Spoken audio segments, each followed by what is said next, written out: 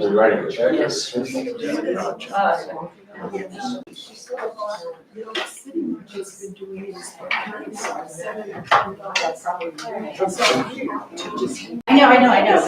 my husband just said, "You're losing your quorum."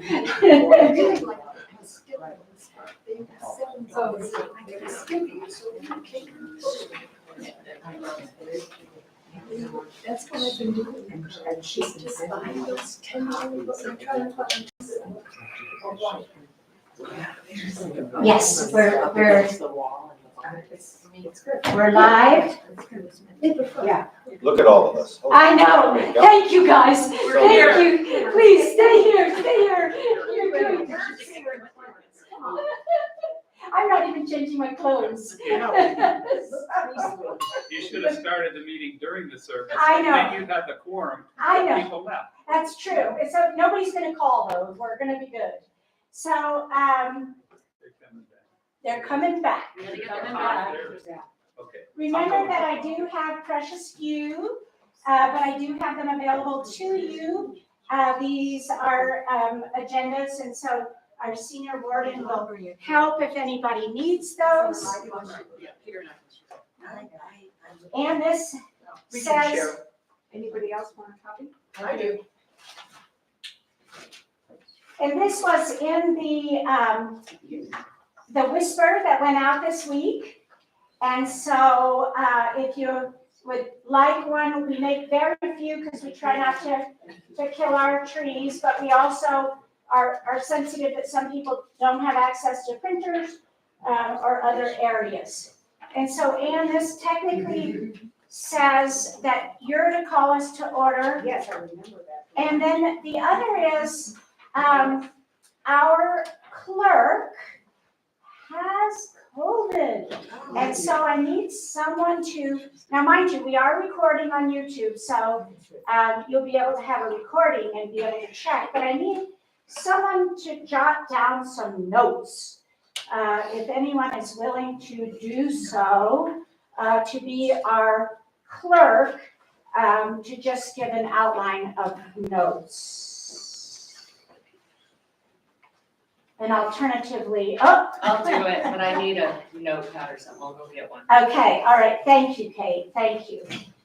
During the moment while you're finding these things, I'll ask Ann to call us to order and I'll get us prayed in. Okay, the 2025 annual meeting of St. Peter's Valley Episcopal Church is now called to order. Thank you, and let us pray. This is the prayer that is for a church meeting, so let us pray. Almighty and ever-living God, source of all wisdom and understanding, be present with those who take counsel in our annual meeting at St. Peter's the Valley for the renewal and mission of your church. Teach us in all things to seek first your honor and glory. Guide us to perceive what is right, and grant us both the courage to pursue it and the grace to accomplish it. Through Jesus Christ our Lord. Amen. Amen. Again, thank you to all of us. Item 3 on the agenda is, as you might see, the appointment of a vestry clerk.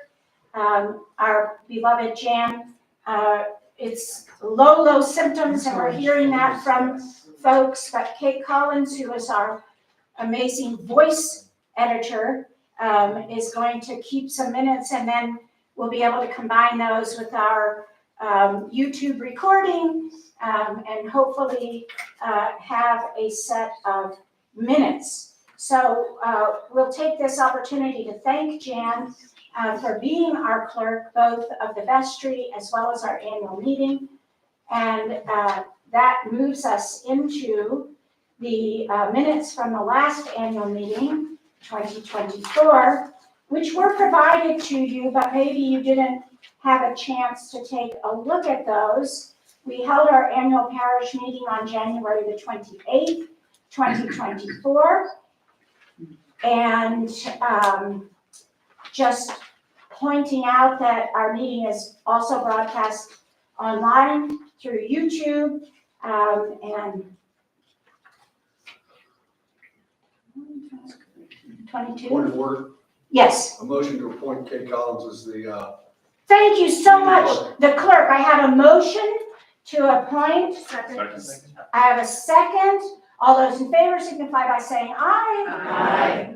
Motion carries unanimously, Kate. Sorry, I guess you'll have to hold the pen after all. So, thank you, and we have a 20-something in the house. I just want to say, we have A quorum. quorum. Okay, 31. 31, yes!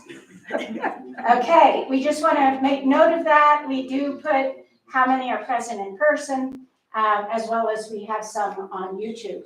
This might have given you enough time to take a quick look at the minutes, and I would certainly entertain a motion to approve those minutes from the annual parish meeting last year. So moved. I have a motion by John, I have a second by Clarence. Any further discussion? All those in favor of the motion to approve the minutes from the 2024 annual meeting signify by saying aye. Aye. Any opposed? Motion carries unanimously.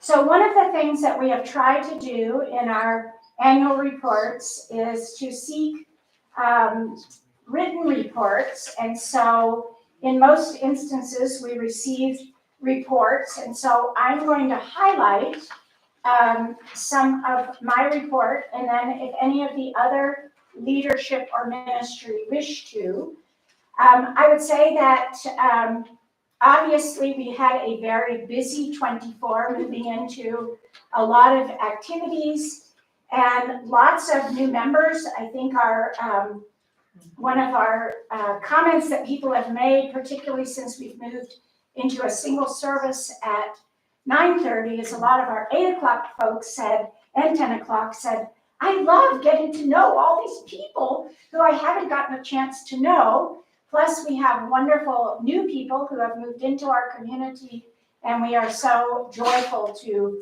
welcome them. It's been a difficult year for us in losing beloveds. November was particularly difficult. We do hope that in 2025, in our summer worship, we are going to honor some of those beloveds outside with a party, a garden party. And so Sissy and Joan and Becky again, and others, Peggy, who we've lost in the prior year, we get our hats out and have a garden party to honor these amazing women. One of the things that we recognized, and I share with all of you, is sometimes it is up to the family whether we actually have a funeral service for the deceased. And so if a family elects, for whatever reason, not to do that, that's really their choice. And so we will, in our own way, honor these amazing folks we've lost in the prior year with a garden party. And our hospitality team does such a great job of garden partying. So we appreciate that. A couple of pastoral care issues. We've had some baptisms and weddings. We also confirmed several, if you recall, and confirmation is always exciting. I have to say, and I won't call them out because they're sitting here, but a young person today reminded me that we as the Episcopal Church have a pretty amazing thing to offer. We offer a liturgical tradition. We offer an open and welcoming tradition. We offer a community of hope and love, and that young people today are yearning for that.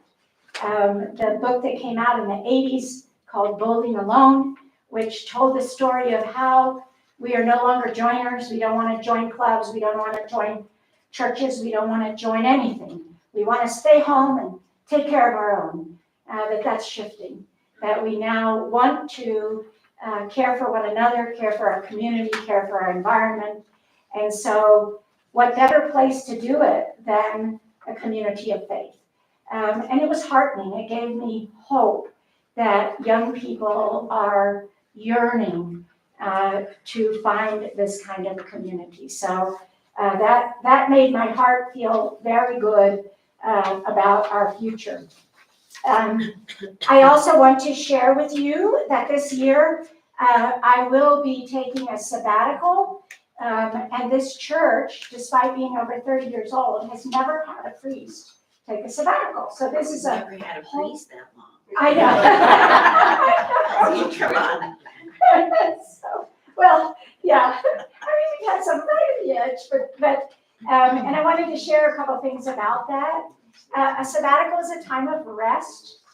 Because of my family situation, most of you know that my sister-in-law is in a later stage of Parkinson's and lives at Heritage in the assisted living side.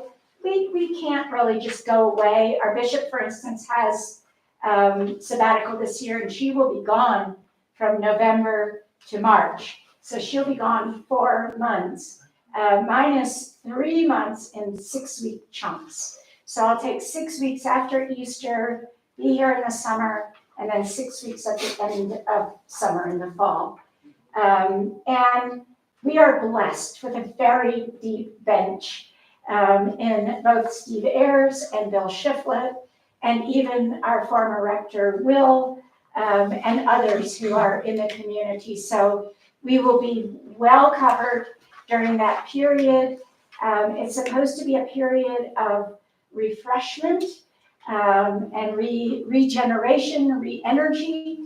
I will say that I never dreamed that we would have to, as a community, go through an international pandemic together. And I think we all kind of ratcheted it up to a level of, wow, this is a whole different way we're going to do things. So it will be nice to have a bit of a rest.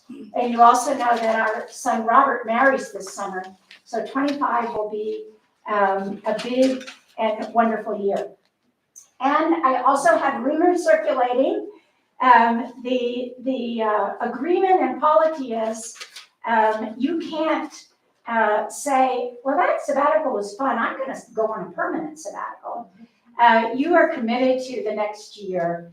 And people have asked, well, what's going on? What does that mean? You're only here a year after that? And my attitude and my dream, if the Lord is willing and St. Peter's is willing, we have a mandatory retirement under the clergy pension group at age 72. I won't be there till about 2030. And it's sooner than you think, but we also have clergy in our region even who are serving well into their 80s with bishop permission. And the other reality is, if we decided together it's time for a new person, we go about that business too. So, don't get high anxiety. Don't worry, and don't worry that I will overstay my welcome, because if there is a groundswell, I believe in transparency. And so please know that's sort of my personal story. And so that is the vestry piece. The other important, I suppose, rector report is sharing how much I love each one of you. This is an amazing parish. I cannot tell you the amazing love I feel for you towards one another, towards your community. As I mentioned in my words of Wendy recently, you all are out in the community doing. And, sometimes we become so navel-gazing that we spend all our time inward. This is not that kind of congregation. And that's one of the reasons I love it, and I'm so proud of it. And I tell everybody about it because it is an outward-focused congregation and activities. Any questions about my report, about me? Any questions there? Oh, and I didn't even tell you the good part. My vestry, through our amazing senior warden, one of the things that she identified when she She said, I read every word of your report, all those bullets. And she said, I thought we talked last year a little bit about backing off quite so much diocesan commitment and work. And I see a lot of diocesan stuff here. And so, effective February the 15th, I resigned as regional missioner of the Northwest region of the diocese. I resigned as chair of legislation and resolutions, and largely in the name of your vestry saying, we want you in our community, not the wider church. And I've done a lot of wider church stuff. So I've done my time. And so I don't feel badly saying to my bishop, thank you, I need to stay home now. And so, so those are good things. Those are good news for St. Peter's and your vestry. Really saying, hey, priest, and that's one of the things that I love is we can do that with one another, which is a wonderful thing. Again, any questions? Moving on to our leadership reports. Richard, do you want to report anything? Yeah, well, the bishop who was guiding us cohorts who were discerning the call to the diaconate said, you are to be the nags of the church. But unfortunately, nobody nagged me to get my report in. So I failed to submit a report. I really have no news. It's been a difficult year with losing my mother. I would like to see, one thing I think, our outreach is so amazing, Holiday Fest, all of it is so amazing and so well run that I almost hate to even touch it because it's a well-oiled machine. But I would like to see us maybe re-engage in extended table. Right. Yeah. And would love to hear from anybody who would like to be on reorganizing that and getting that going again. Yeah, we use the old adage, if you want a job done, ask a busy person.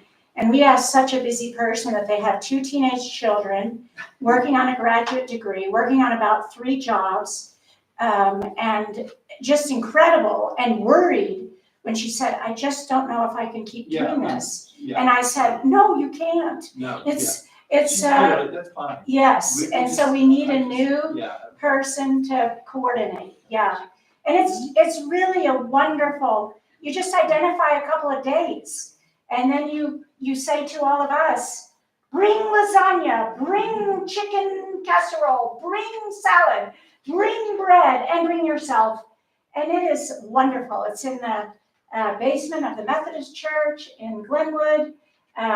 We have done it over the years, and it's a wonderful ministry, and it's pretty simple. You just have to coordinate date and say, okay, y'all, we're doing it. And we all appear and do it. So, again, if people, yes. Yeah, I can do it.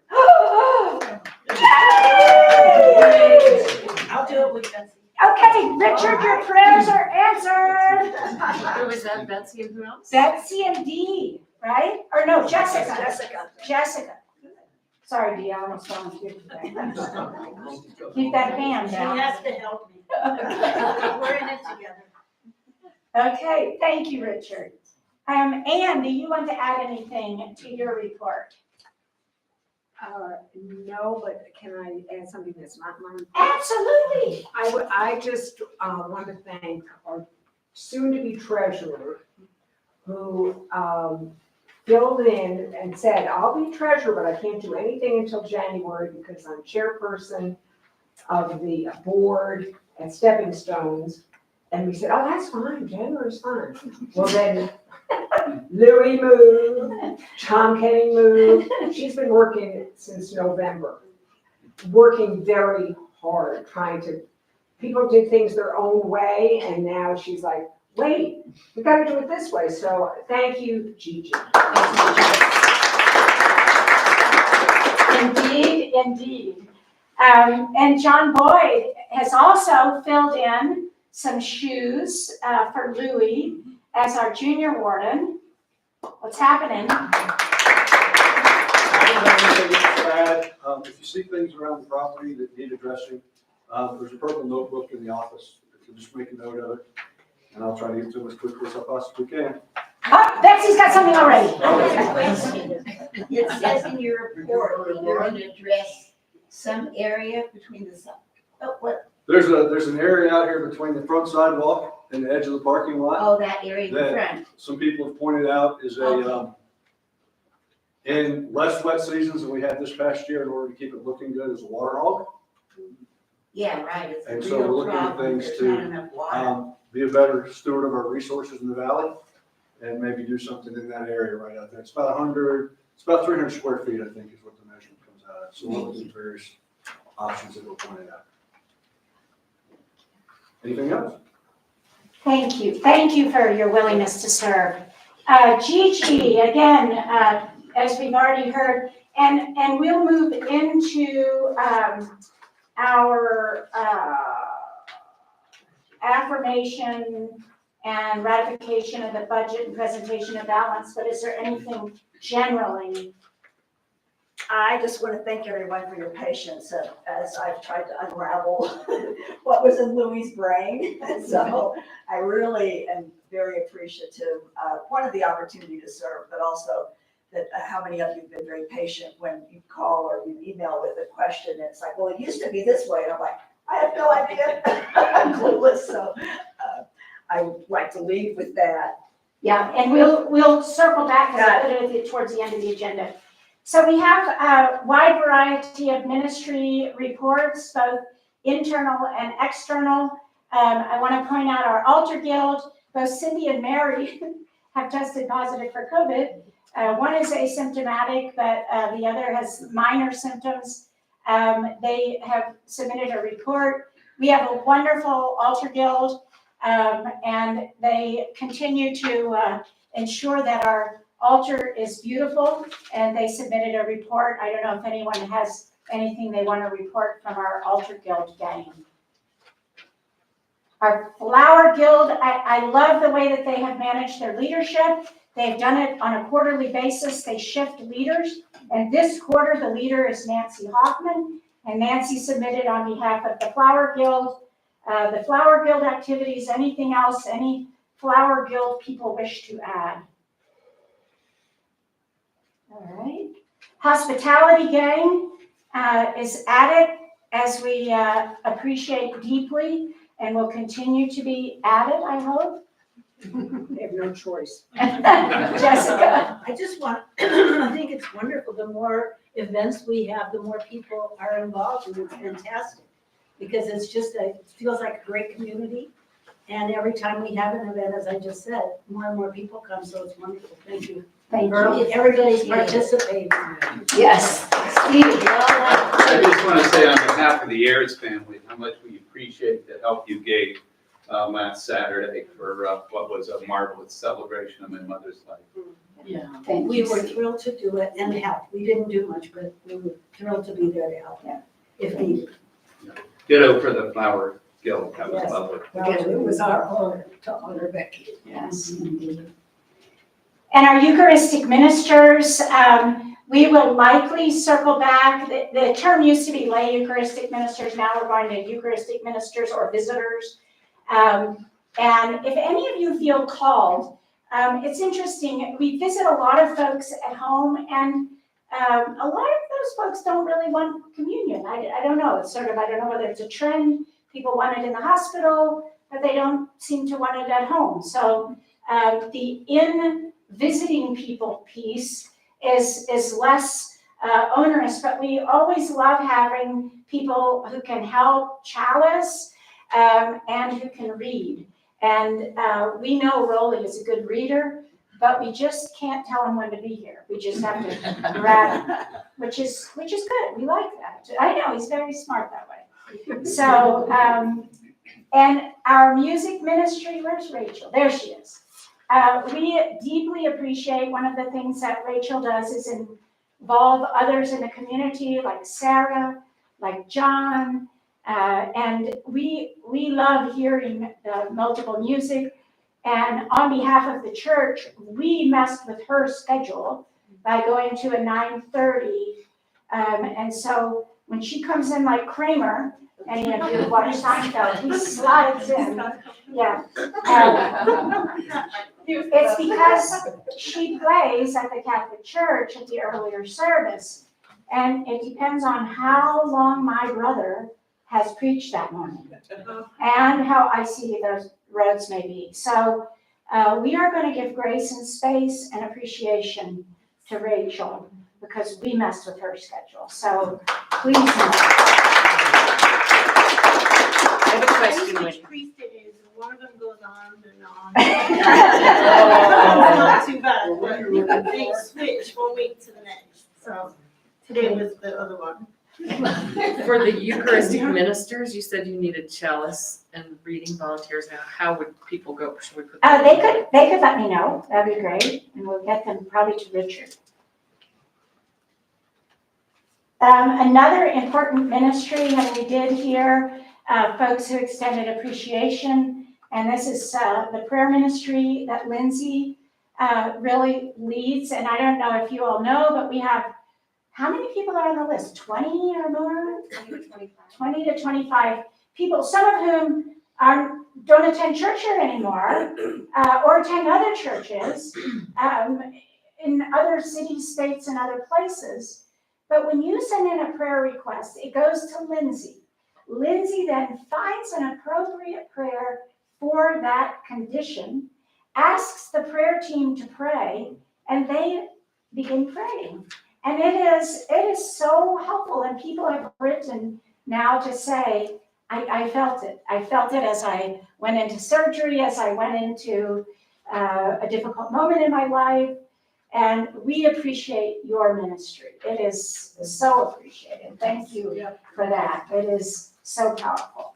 I would just like to say, it's so easy to get on it and do it, but Lindsay picks the best prayers. It touches my heart. It's like, where did this come from? Yeah. Wonderful.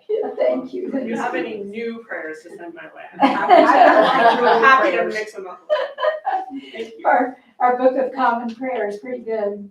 Our wonderful Lisa has a little bit of a cold and tiredness, but on behalf of Lisa and our amazing ushers, we have a great team who greet people. They are the first face they see, and Lisa does a wonderful job of gathering our team and ushering them into the right spaces. And she even tells us when there's rows, the front row is open and you need to sit there.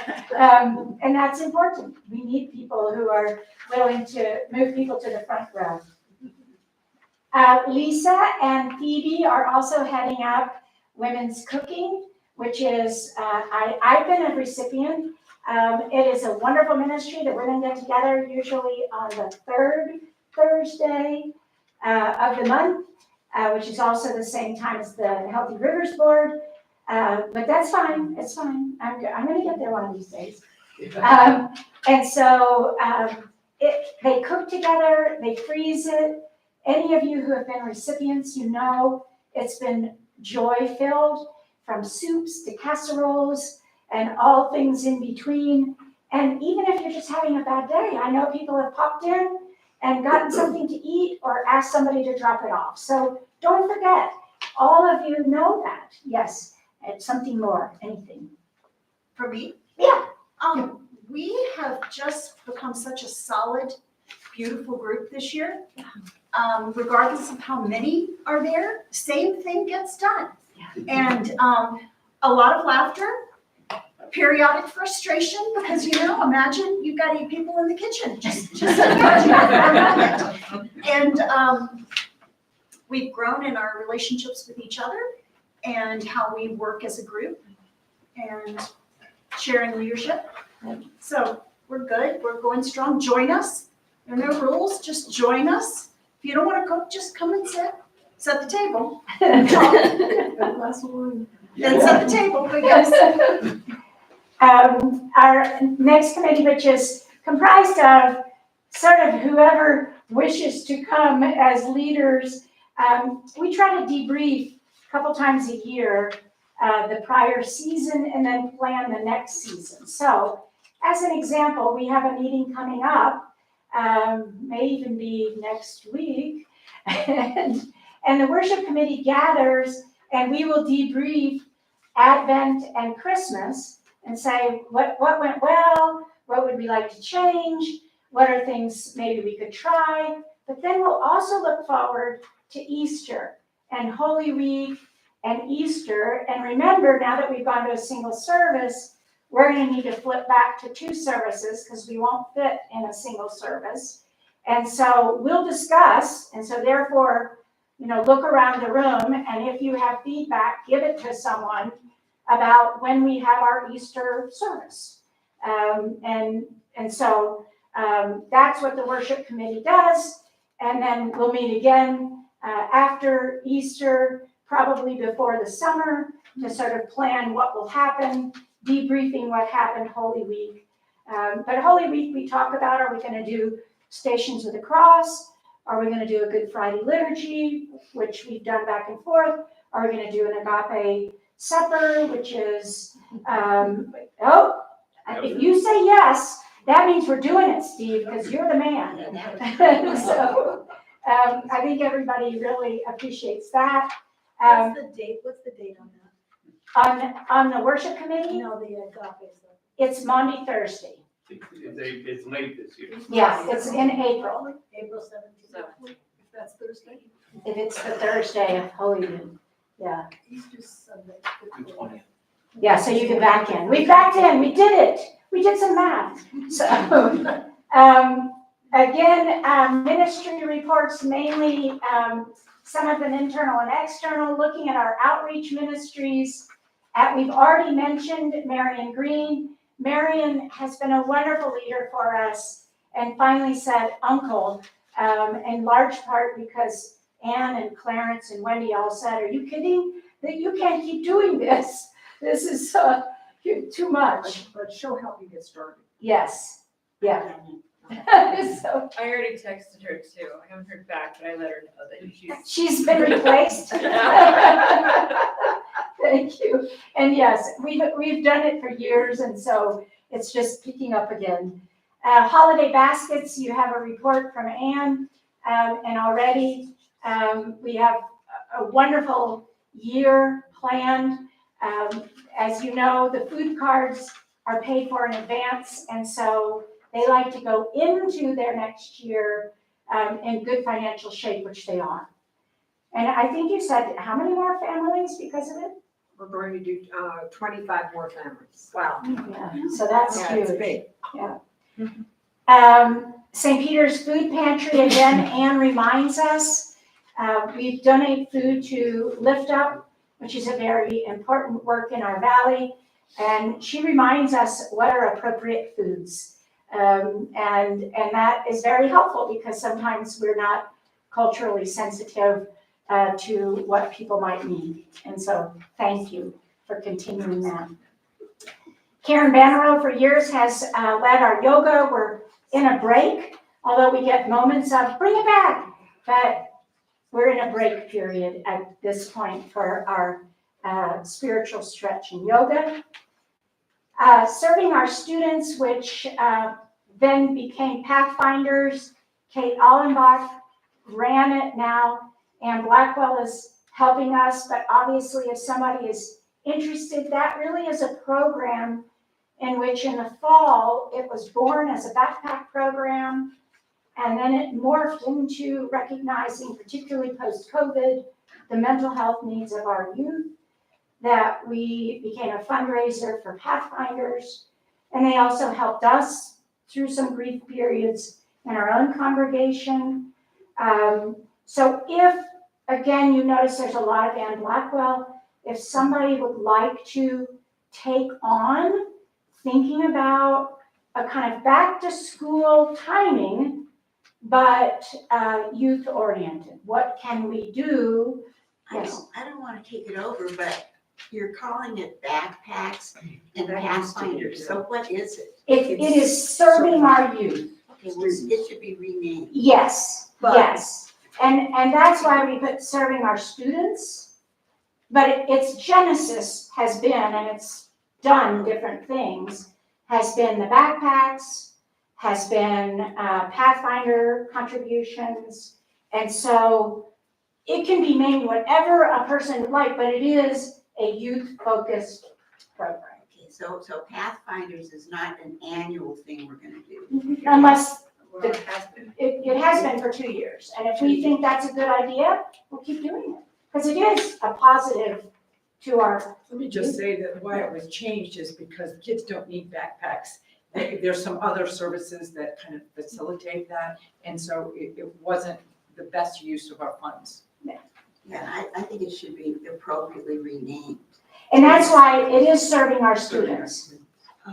Yeah, that was just a history. That was something we've done in the past. As an aside, I would, if you look very closely at the balance sheet, and I'm sure you all did, we currently have $4,690 to donate to Pathfinders at the end of, as of the end of the calendar year. So we'll be getting that check out. At the end of.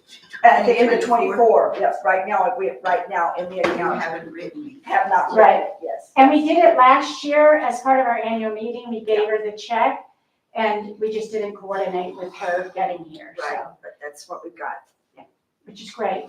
It's wonderful, because that's for the mental health of our youth. And then the Cathedral Ridge, one of the things I want to remind people is members of our congregation do all kinds of things at the diocesan level and institutions. And one of those things, Deborah Smith is on the Cathedral Ridge, which is our camp for the diocese board of directors. Among other things, she's also on the HOA board, the library board, but she is a wonderful volunteer and wrote you a report about the activities of Cathedral Ridge. It's hard for us because it's far away, and we live in this beautiful place, and the thought of driving all those hours is hard for us, but we get it. Yes. If I could just say on Cathedral Ridge, I've been on the board for about 4 years now, and it's a really satisfying and sometimes frustrating service because we're financially challenged. But if you've ever been to summer camp and you've made those friendships, and it could be a religious camp, it could be an adventure camp, but just that fellowship. And we have a wonderful, finally, we've, after a lot of turnover, have a wonderful executive director who reminds me of Marianne Buddy. He loves everyone, John Hill, and is just doing a magnificent job. And if you feel moved, and this isn't, I know we have our own needs financially, but to sponsor a child that could go that might not otherwise go. So we have multicultural camp where we bring, that was really fun, just different cultural groups, their family, and they're all together, they're sharing their traditions. So if it's something that you feel moved, maybe you went to summer camp and you know how special that is, I encourage you to go to the diocesan website, and Friends of Cathedral Ridge would be the appropriate body to make a slight donation. Thank you. All right, any other reports, annual reports and/or questions about any of the activities before we move into balance sheet, budget, and election? This is a time where our campaign speeches will be coming forward for the vestry. Any other questions, comments? I'm wondering, I'm sorry, I'm feeling this weirdly. I'm just wondering, like, if there's any thoughts in any of your minds about a men's ministry in the church? About what? A men's ministry of sorts. Amends, what's that? Men. I don't know. That was brilliant. It's so weird, right? Because I'm coming from the Catholic tradition where I was like butting up against that the whole time, and now I'm noticing maybe there's a need for that or a place for that in this church. I'm obviously not the one to lead it, or maybe I am. But like, just inviting you to consider that for yourselves, if that's something that you would like. We can open up women's cooking. Men No, flip we're the not opening up pancakes. women's cooking. We have discussed. Evan, Yeah, so the spirit made its way over to me. And my name is Evan White. Nice to meet you all. I'm relatively new to the church. And so to talk about men's ministry. So this will have a potentially big impact on the Valley because I know a lot of young men are feeling very lost right now. And so I can tell you the Episcopal Church and the Anglican tradition provides them what they need. And a lot of them are looking for they're going towards traditional things like liturgy and things like prayer retreats and things like praying the rosary or something like that. And we have a wide open church. I myself am more evangelical and liberal, but a lot of my friends are going towards like Catholic and Orthodox styles of prayer and worship. And what they're really looking for at the heart of that is another guy to be a friend with. That's at the heart of it. We have a lot of lonely young men, lonely young women out there. And so I feel that the Episcopal Church is very uniquely positioned to give those young men that tradition that they're looking for in a safe way. Because as we all know, a lot of these young men get caught up in very extreme forms of faith, and then they eventually go towards really dark corners, and it isolates their soul instead of expanding their soul. So yeah, I second the men's ministry, and I think that we got a lot more people in the church. If I may expand upon that to a young woman's ministry, or potentially, see, I myself am partnered, but what is the physical church for? It's a community. It's a community of people, right? And a lot of young people today, they don't go to the bars, they don't go out to meet people, so maybe having a meet and greet, a safe place for young souls to actually find one another. So yeah, I second that. thank you. Yes. We have discussed this for the past couple of years, and we've had nobody with your enthusiasm. Uh-oh, So, different yay. Go Evan. Yes.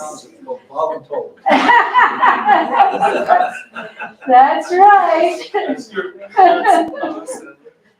So thank you, and we welcome you. We're so happy that you are with us. So Gigi, moving on to the presentation of the balance sheet and the budget.